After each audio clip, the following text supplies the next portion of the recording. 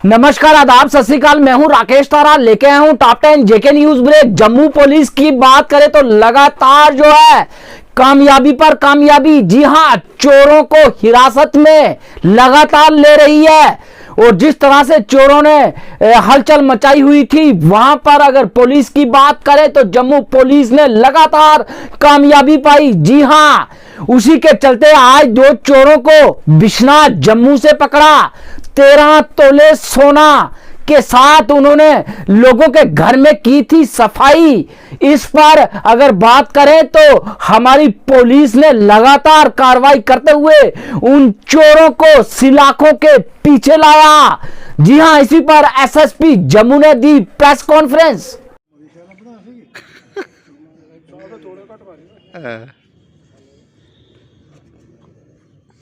हाँ जी सर। जी सर। ठीक है जी सर। सबसे पहले आप सभी लोगों को नव वर्ष की हार्दिक शुभकामनाएं।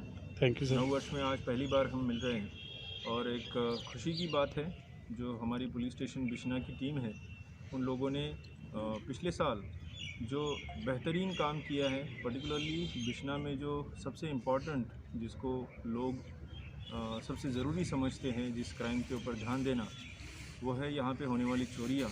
और उसके ऊपर ध्यान देते हुए बिश्नाह के एसएचओ ताहिर खान साहब ने और उनकी टीम ने एक बहुत ही बढ़िया काम करते हुए 3 चोर, जिसमें से एक का नाम है विजय कुमार, ये पलांवाला के रहने वाले हैं। दूसरे संदीप सिंह अलियास सिपू, ये भी पलांवाला के रहने वाले हैं। और एक इनका एसोसिएट ज्वेलर। इन 3 लोगों को गिरफ्तार किया है और उनकी डिस्क्लोजर पे तकरीबन 13 तोला सोना रिकवर किया है, जिसकी मालिक कीमत अप्रॉक्सीमेटली 8 लाख के आसपास है। ये जो 2 चोर हैं, इनके ऊपर अभी तक हमें 3 एफआईआर, एक एफआईआर नंबर 41/2017 जो पुलिस स्टेशन खौर में है, एक FIR number 158/2017 police station Akhnoor, और एक एफआईआर नंबर 303/2020। 3 एफआईआर्स इनके ऊपर रजिस्टर हुए हैं और इन 3 एफआईआर्स की रिकवरी यहाँ पे आज इस पुलिस स्टेशन में की हुई है। इसके साथ साथ मुझे ये कहने में खुशी है कि जो 2017 से लेके 2020 तक की चोरियाँ हैं, उन चोरियों को ट्रैक करते हुए 2019 में यहाँ पे एक बहुत बड़ी वारदात हुई थी पली मोड़ में, जहाँ बर्गलरी हुई थी और काफ़ी बड़ा नुकसान जो बर्गलर्स है उन्होंने उन घर वालों को पहुँचाया था। उस चोरी को भी उसका ट्रैक ना छोड़ते हुए, उसको फॉलो करते हुए, इस साल तकरीबन 1.5 साल के वक्फे के बाद हमने जो राजस्थान के चोर थे उनको पंजाब से जाके अरेस्ट करके उनसे जो यहाँ से उन्होंने चोरी की थी, उसमें से काफ़ी सारा सामान बरामद कर लिया है। कोविड-19 की इन्फेक्शन की बात करें तो जम्मू कश्मीर में जो है इस इन्फेक्शन को खत्म करने के लिए vaccination drive run at government hospital Sarwal, जिसमें बताया गया कि वैक्सीनेशन 4 फेज में होगी। जी हां, जेके न्यूज की ब्रेकिंग न्यूज। पहले चरण में जो है वो हेल्थ केयर वर्कर को, और दूसरे चरण में फ्रंट लाइन वर्कर को, और तीसरे चरण में जो है 50 साल से ऊपर जो लोग हैं उनको वैक्सीनेशन की जाएगी। और चौथे फेज में जो लोग बचे हैं, और उसमें अगर बात करें तो ओवरऑल लोगों को जो है वैक्सीनेशन की जाएगी। ये बड़ा कदम, जी हां, सरकार का हेल्थ के रिलेटेड बड़ा कदम।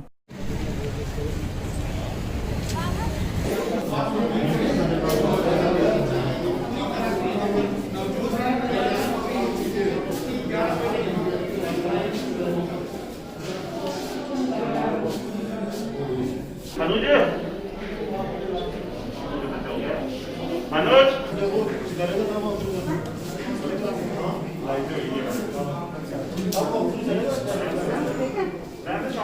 क्या क्या है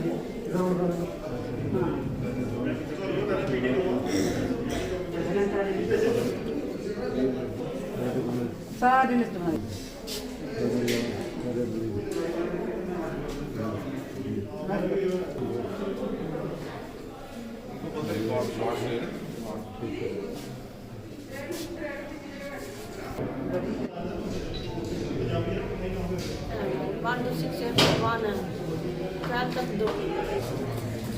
वैक्सीनेटेड 3 कौन है, ठीक है।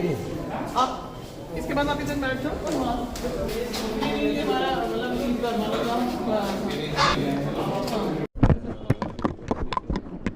जम्मू कश्मीर में वैक्सीनेशन के लिए सारे इंतज़ाम किए गए हैं। हमने सेशन साइट्स जो हैं जहां पर वैक्सीनेशन साइट्स हैं उनको आइडेंटिफाई किया है। जो वैक्सीनेटर्स हैं वो हमारे ट्रेंड हैं। हमारे जो मैंने कहा कि हमारे 4 फेजेज़ में वैक्सीनेशन होगा। पहले फ़ेज़ में हेल्थ केयर वर्कर्स का वैक्सीनेशन होगा, दूसरे फ़ेज़ में फ्रंट लाइन वर्कर्स का वैक्सीनेशन होगा, तीसरे फ़ेज़ में 50 साल से ज़्यादा उम्र के जो लोग हैं उनका वैक्सीनेशन होगा और चौथे फ़ेज़ में जो बाकी लोग हैं उनका वैक्सीनेशन होगा। तो उसके से हमको जो कोल्ड चेन इक्विपमेंट की ज़रूरत होगी, वैक्सीन की अवेलेबिलिटी को देखते हुए वो हमारे पास पर्याप्त मात्रा में अवेलेबल है।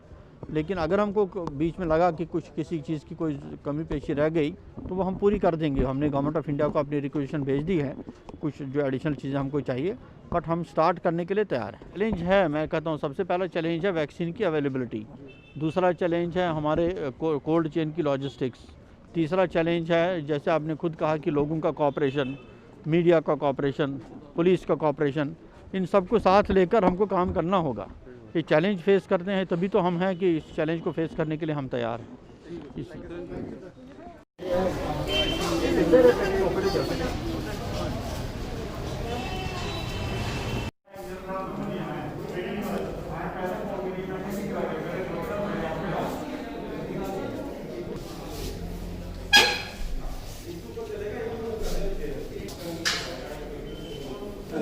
तो इसी कक्ष के अंदर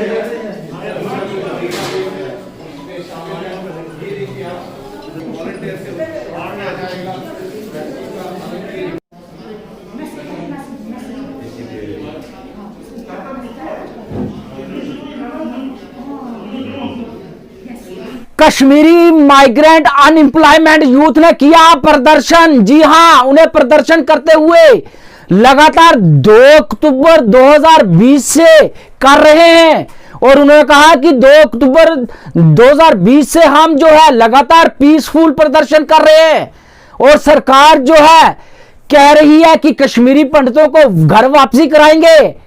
अरे उन्हें तो घर वापसी कराएंगे, लेकिन हमारे 45 बच्चों को, हमारे 45 जिनके ऑर्डर हुए हैं, सुप्रीम कोर्ट की हिदायत भी है, क्यों नहीं उन्हें जो है इंप्लीमेंट किया जा रहा उस ऑर्डर को।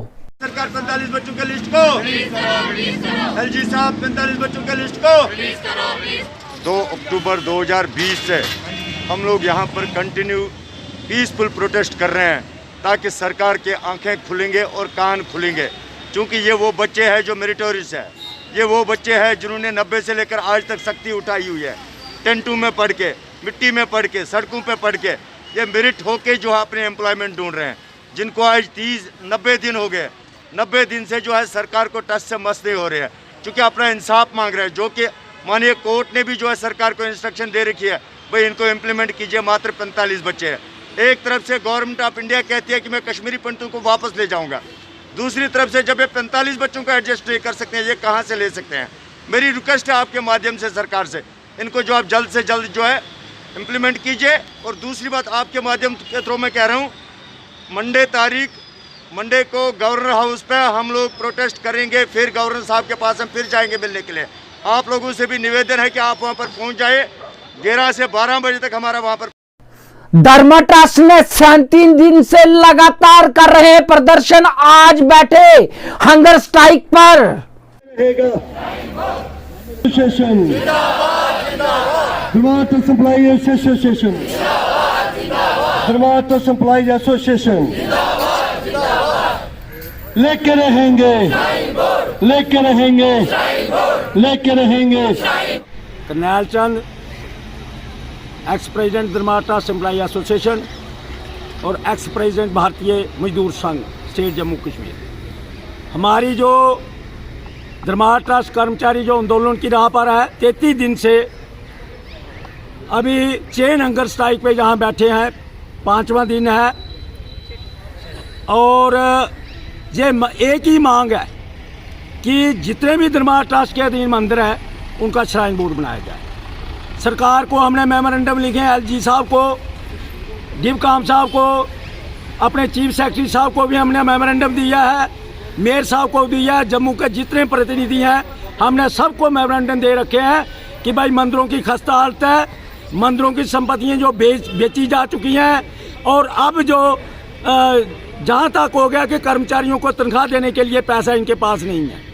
हम सीबीआई जांच चाहते हैं कि सीबीआई 47 से लेकर आज तक जितने भी मंदिरों की संपत्तियाँ उसकी जांच करे ताकि दूध का दूध और पानी का पानी सामने आए।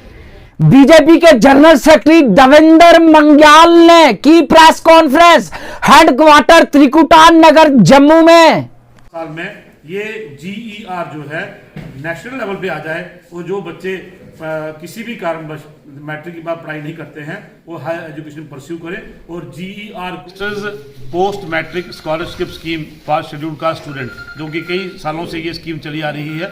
अनुसूचित जाति वर्ग के जो बच्चे हैं उनको ये स्कॉलरशिप मिलती है और ये आज से आज तक ये स्कीम जो है इसमें 1100 करोड़ रुपया हर साल इसमें स्कीम में दिया जाता था बच्चों को एज ए स्कॉलरशिप। कुछ दिनों पहले 2 दिन पहले यूनियन कैबिनेट और माननीय प्रधानमंत्री जी ने एक बड़ा ही ऐतिहासिक फैसला लिया है जिसमें इस स्कीम में कुल मिलाकर 59,000 करोड़ रुपए का एक पैकेज है जो prime minister's post matric scholarship scheme for scheduled caste वो पैकेज दिया गया है। 1100 करोड़ का एनुअल जो पैकेज था वो आज आने वाले 5 सालों में बढ़कर लगभग 6,000 करोड़ का जो पैकेज है अगले 5 वर्षों में रहेगा। इसमें वो गरीब बच्चे जो 10वीं क्लास के बाद पढ़ाई नहीं कर पाते थे पैसे के कारण, गरीबी के कारण, आज उस पैसा जो है बढ़ाया गया है और उन बच्चों को अपनी हायर एजुकेशन परस्यू करने के लिए ये पोस्ट मैट्रिक स्कॉलरशिप स्कीम जो है तो प्रधानमंत्री जी ने इसका जो बजट है उसको बढ़ाया है।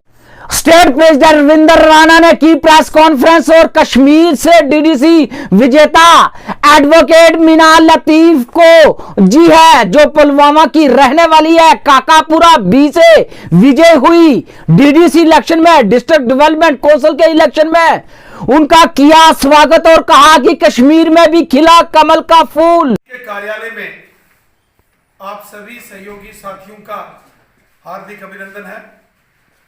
साथियों, अभी हाल ही में जनता पार्टी को लैंडस्लाइड जीत हासिल हुई है। जम्मू कश्मीर घाटी में पुलवामा जिले की जो काकसर सीट है, काकपुरा, वहां से भारतीय जनता पार्टी की जो उम्मीदवार हमारी बहन जीत के आई हैं। हम हृदय की गहराइयों से इनको मुबारकबाद देते हैं, बधाई देते हैं, इनको शुभकामनाएं देते हैं, बेस्ट विशेस देते हैं और हम धन्यवाद करते हैं उस जनता का जिन्होंने भारतीय जनता पार्टी की उम्मीदवार हमारी बहन इनको वहां से कामयाब किया। मैं जम्मू कश्मीर में जो हमारी पूर्व उप मुख्यमंत्री हैं श्रीमान कविंद्र गुप्ता जी, उनसे निवेदन करता हूं कि जो जिला परिषद की सदस्य पुलवामा के काकपुरा सीट से जीत कर आई हैं उनका शाल पहनाकर उन्हें सम्मानित करें। जोरदार तालियों के साथ बहुत बहुत मुबारकबाद है। और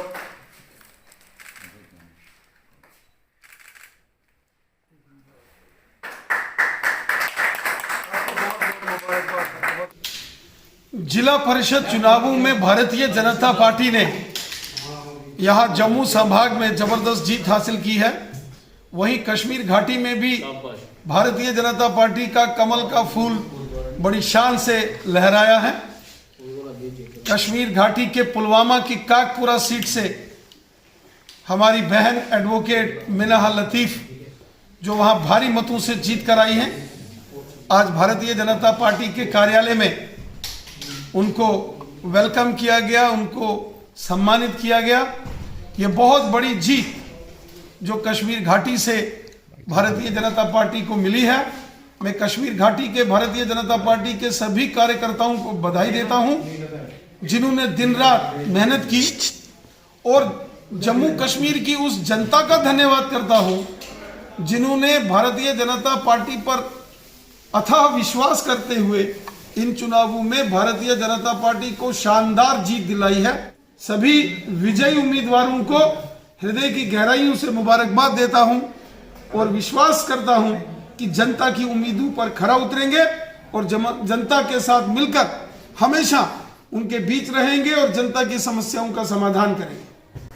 अपनी पार्टी के वर्करों ने डाक बंगलो राजौरी में की मीटिंग, जिसमें लोगों से की बात और अपनी पार्टी ने चुना डिस्ट्रिक्ट प्रेसिडेंट। हमारी पार्टी का तल्लक है, हमारी पार्टी एक नई पार्टी है और इसकी उम्र जो है वो सिर्फ 8-9 महीने की पार्टी की एज है और हमने बहुत सारे जगहों पे अपने यूनिट्स जो हैं अभी नहीं बनाए थे, क्योंकि जब से हमारी पार्टी कायम हुई उसके बाद कोरोना और उसके बाद डीडीसी के इलेक्शंस और अचानक सारा हमारे पास इंफ्रास्ट्रक्चर ही नहीं था। जब डीडीसी के इलेक्शन आए तो हमने सैयद मंजूर हुसैन शाह साहब बुखारी साहब जो हैं उनको उनकी अहलियत, उनकी काबिलियत, उनकी दयानतदारी को मद्देनज़र रखते हुए पार्टी के सदर जनाब अल्ताफ़ बुखारी साहब ने ये फ़ैसला लिया है हमारे रिकमेंडेशंस पे कि वो ज़िला की क़यादत करेंगे और आगे जो फर्दर यूनिट्स हैं वो वही तरतीब देंगे डिस्ट्रिक्ट में। और जहाँ तक आपने डीडीसी के इलेक्शन की बात की, डीडीसी का इलेक्शन एक अचानक नया सिस्टम है, नया निज़ाम जो है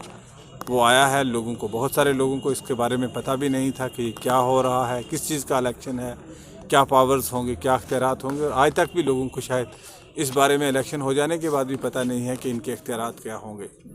हमारी परफॉर्मेंस की अगर आप बात करेंगे तो एक तरह से देखा जाए तो हमारी परफॉर्मेंस अच्छी नहीं थी, लेकिन बहुत सारी जगहों में हमारी परफॉर्मेंस अच्छी है।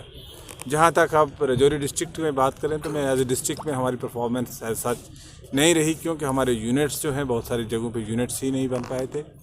जहाँ तक दरहाल कॉन्स्टिट्यूंसी की बात है, दरहाल कॉन्स्टिट्यूंसी में हमने 2 सीटों पे कंटेस्ट किया, 1 सीट हम जीते और दूसरी सीट हम लूज़ कर गए और दूसरी 2 सीटों पे हमने एक टेक्टिकल अलायंस के तहत कुछ कैंडिडेट्स को सपोर्ट किया और वो जीते। टेक्टिकल अलायंस क्या वो बीजेपी था उसमें शामिल? आप कुछ भी कह सकते हैं, हमने बीजेपी को नहीं, ये बीजेपी के पॉकेट्स में से वोट किसको मिले हैं ये अपने आप में बताता है कि कौन बीजेपी के स्पॉन्सर्ड कैंडिडेट्स यहाँ पे थे, किन जगहों पे बीजेपी ने अपने कैंडिडेट खड़े नहीं किए और वहाँ पे जो बीजेपी का वोट बैंक था वो किस तरफ ट्रांसफ़र हुआ।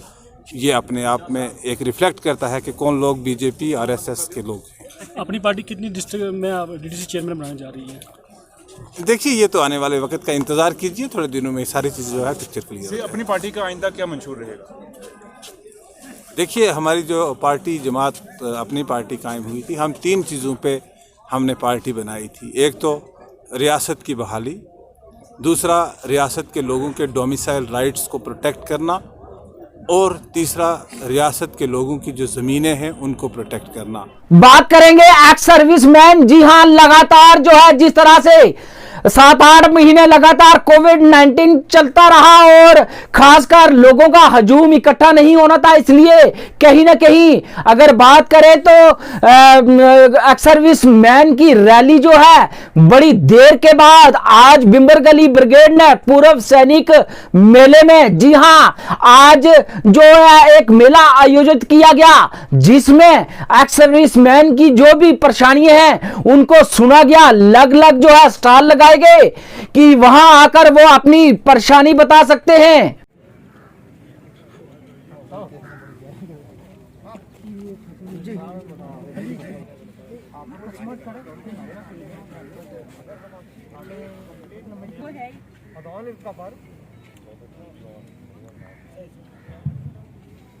कि आज भी ये हमें फौज कभी भी बुलाती है तो देखभाल करती है।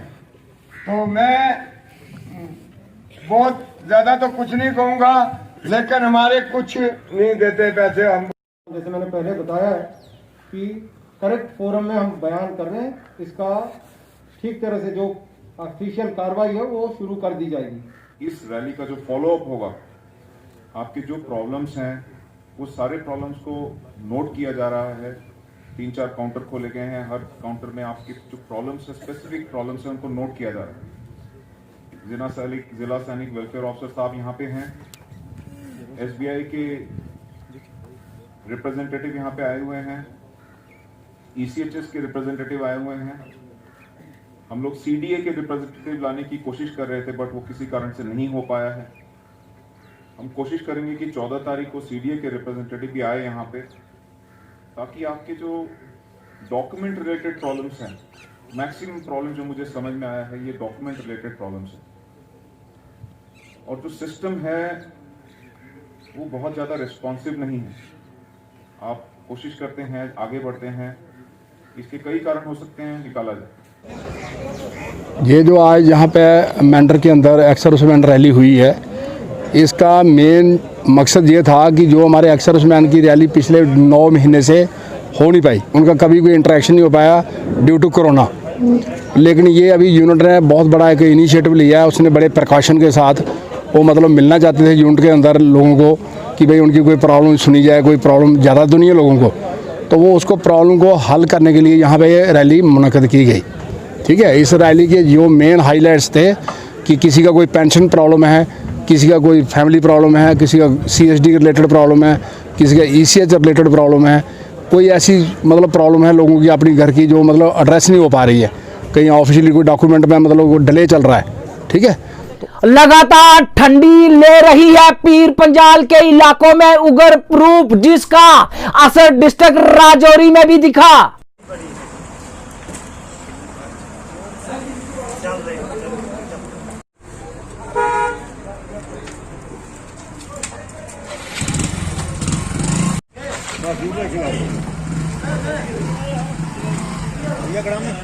भैया आओ, किसानों के खेतों में लगातार अगर बात करें तो माइनिंग माफिया लगातार अपने जेसीबी लगाकर लोगों की जमीनें कर रहे हैं तबाह। जेके न्यूज में ने एक तस्वीर जो है खींची और बड़ा दुख लगता है जबकि किसानों के खेतों में बेदर्दी से जो है जेसीबी लगाए जाते हैं। जी हां, एक तो फ्लड के कारण जी हां जमीनें हुई तबाह किसानों की, अब जो है माइनिंग माफिया दे रहा है जोर, जमीनों में जेसीबी लगाकर डिपार्टमेंट जो है सुस्ती बरत रहा है, किसान खो रहा है अपनी जमीन।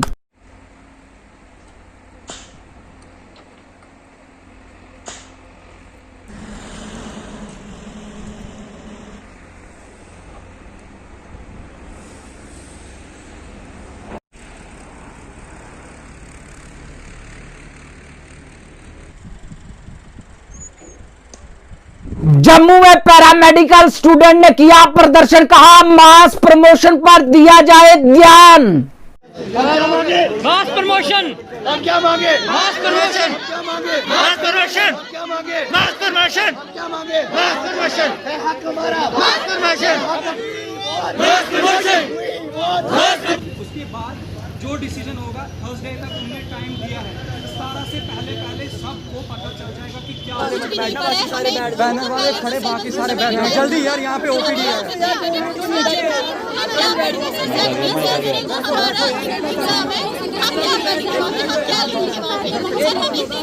कश्मीर से आए हम